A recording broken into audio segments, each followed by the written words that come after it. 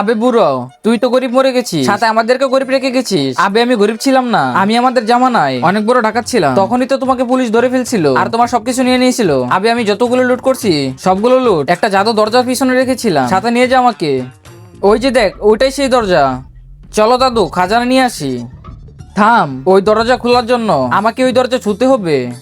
কিন্তু তুমি তো মরে গিয়েছো। নিয়ে যা আমাকে জলফাটার কাছে। ওই যে দেখ, এই নদীতে একটা পাথর ফালা।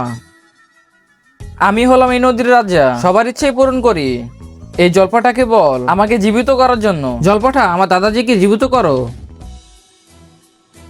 হ্যাঁ, আমি ওকে জীবিত করতে পারতেছি না কেন? আমি কেমনে বলবো? ওর নাম বল। জিহাদ। হ্যালো রাজা। হ্যাঁ জলপাটা বলো, আপনার কাছে জিহাদ নামে কোনো লোক আছে নাকি? হ্যাঁ আছে, জাহান্নামবাসী। ওকে নিচে পাঠিয়ে দিন। না না না, সে অনেক বড় ডাকাত আর অনেক বড় পাপিও।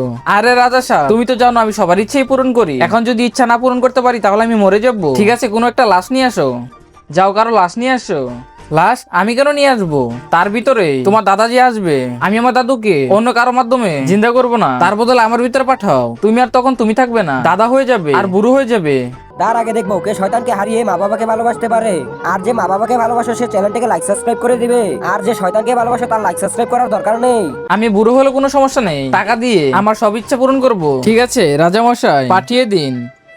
জিহাদ, যাও, তোমার যাওয়ার সময় হয়ে গিয়েছে।